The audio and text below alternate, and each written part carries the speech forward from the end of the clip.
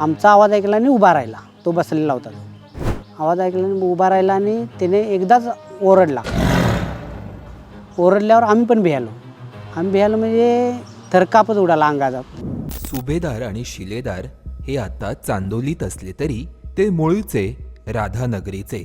सुभेदार तर आजही अधूनमधून राधानगरीपर्यंत प्रवास करून पुन्हा चांदोलीत परतत असतो.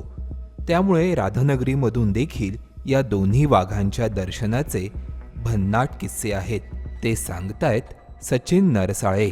ऑक्टोबरमध्ये आम्ही असं फिरती करण्यासाठी गेलो, तसे ट्रॅक काढण्यासाठी.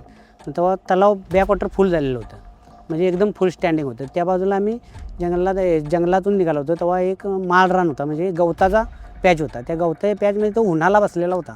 ऊन पाऊस लागून गेला होता आणि उन्हाला तो बसलेला होता.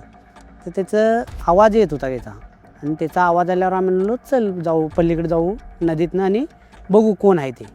मग आम्ही नदीतनं पाण्यातनं पलीकडे गेलो. बघितलं तर हा आमचा आवाज ऐकला आणि उभा राहिला. तो बसलेला होता. आवाज ऐकला आणि उभा राहिला आणि त्याने एकदाच ओरडला. ओरडल्यावर आम्ही पण भियालो म्हणजे थरकापच उडाला अंगाचा. समोर 7-8 मीटरवर म्हटल्यावर आम्ही पण भियालो, लगेच घाबरल्यावर मग आम्ही पण आवाज करायला चालू केला. आवाज करायला चालू केल्यावर तो घाबरून पळून गेला. मग त्याच्या मागून आम्ही गेलो अर्धा किलोमीटर. तो बॅकवॉटरच्या कडेने गेला होता. त्याच्या मागून आम्ही ते अर्धा किलोमीटर गेलो आणि परत रिटर्न मागं आलो. तो शिलेदार होता. शिलेदार हा वाघ सर्वप्रथम मार्च 2026 मध्ये सह्याद्री व्याघ्र प्रकल्पात टिपला गेला. त्यापूर्वी तो राधानगरीमध्येच होता. जानेवारी 2025 मध्ये या वाघाचा फोटो राधानगरी वन्यजीव अभयारण्यात टिपण्यात आला होता. तर त्यापूर्वी डिसेंबर 2024 मध्ये सिंधुदुर्गातील आंबोलीत मृत गुराच्या कलेवरावर त्याचा फोटो टिपण्यात आला होता. शिलेदारप्रमाणे सुभेदार देखील राधानगरीमधूनच सह्याद्री व्याघ्र प्रकल्पात आलेला वाघ. त्याचा हा किस्सा. आम्ही फिरती करण्यासाठी गेलो होतो जंगलात. आम्ही फिरत होतो, तो पाणी पिऊन थांबला होता. तोपर्यंत आम्ही पायवाटेने चाललो होतो. तर तो बॅकवॉटरमध्ये पाणी पित होता आणि प्यायला तो आम्हाला बघितला आणि पळाला. तो जंगलात गेला.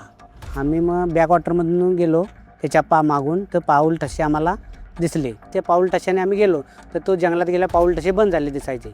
मग आम्ही परत रिटर्न मागं आलो आणि परत आम्ही ट्रॅक काढायला गेलो. पारंपरिकपणे गवा आणि इतर वन्यजीवांसाठी प्रसिद्ध असलेल्या राधानगरी दाजीपूरच्या जंगलात वाघांची उपस्थिती पूर्वी अधूनमधून नोंदवली जात होती.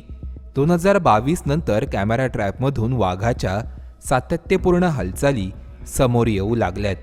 राधानगरी हे सह्याद्री व्याघ्र प्रकल्प आणि दक्षिणेकडील जंगलांना जोडणारे महत्त्वाचं वनक्षेत्र असल्याने वाघांसाठी त्याचं महत्त्व वाढलंय. आता इथे 3 नर वाघांचा नियमित वावर स्पष्ट झालाय. त्यामुळे राधानगरी केवळ वाघांचा भ्रमणमार्ग न राहता संभाव्य प्रजनन अधिवास म्हणून चर्चेत देखील आलंय.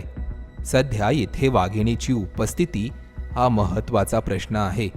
दक्षिणेकडून एखादी वाघीण या ठिकाणी स्थलांतर करून आल्यास आणि भक्ष्याधार मोठ्या प्रमाणात सुधारल्यास, तसेच दक्षिणेकडील अधिवासाची जोडणी कायम राहिल्यास व मानवी व्यत्यय कमी राहिल्यास या ठिकाणी 5 ते 7 वाघांचा स्थिर अधिवास निर्माण होण्याची शक्यता आहे. असे झाल्यास राधानगरी हे सिंधुदुर्गप्रमाणेच भविष्यात सह्याद्रीतील वाघांच्या स्थिर आणि प्रजननासाठी योग्य असा महत्त्वाचा अधिवास ठरू शकेल. उद्या जाणून घेऊया हिरकणी चिपळूणपासून 1 किलोमीटरपर्यंत कशी पोहोचली त्याविषयी.